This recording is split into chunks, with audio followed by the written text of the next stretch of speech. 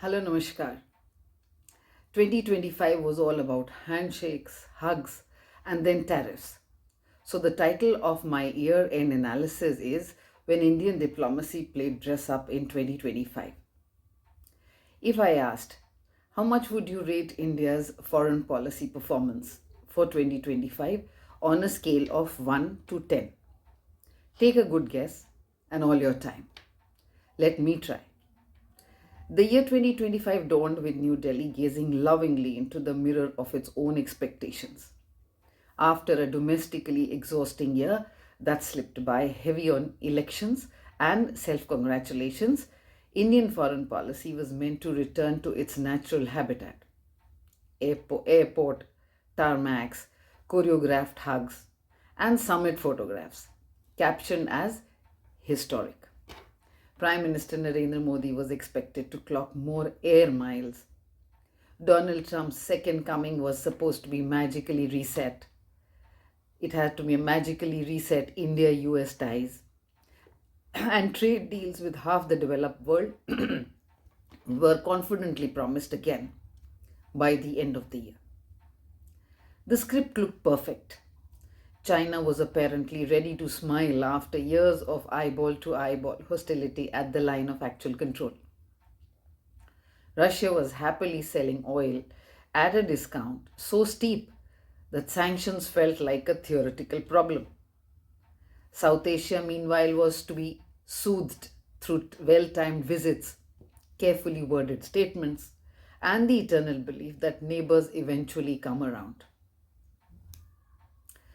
5 years after Balakot, India projected supreme confidence in its deterrence doctrine, its diplomatic heft, and its ability to manage 2.5 front, possibly blindfolded.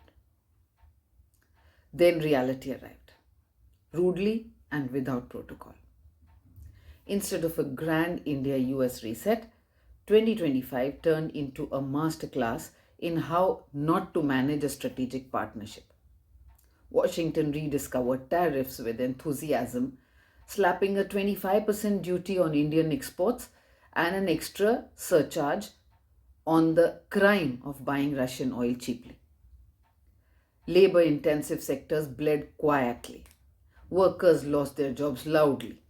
And India discovered that trusted partnership is not legally binding language. Immigration curbs ensured that even the Indian IT worker was reminded of his place in the hierarchy. Trade deals with the US and EU remained very close, which is diplomatic shorthand for nowhere near completion.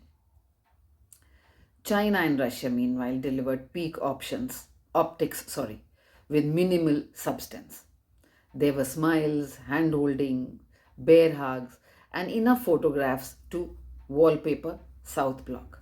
But no credible security guarantees, no investment breakthroughs, and no relief along the LAC.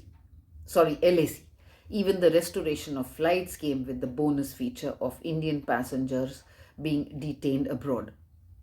The much hyped India Russia summit concluded triumphantly without any major agreements, proving once again that anticipation is more exciting than outcome. Globally, confusion became policy. The US national security strategy softened its language on China and Russia, while soft peddling India's role to a footprint on mineral and the Indo-Pacific. Talks of a US-China G2 floated casually like a weather update, while India recalculated how strategic autonomy feels when the adults change the seating plan. Closer home, the neighborhood reminded New Delhi that deterrence brochures do not stop bullets. The Pahalgam terror attack punctured the illusion of total control. And while India's military response was swift, its diplomatic follow up was less convincing. Questions about aircraft losses hung in the air, unanswered, doing what silence does best, which is damage credibility. Ties with Turkey and Azerbaijan collapsed. Saudi Arabia signed a defense pact with Pakistan, and India was left counting friends with diminishing figures. Bangladesh, Nepal, and Myanmar added to the chaos, each offering political uncertainty on sale, while India discovered that influencing transactions is easier in press releases than in practice. By year's end, the lesson was unavoidable. Hugs do not equal leverage.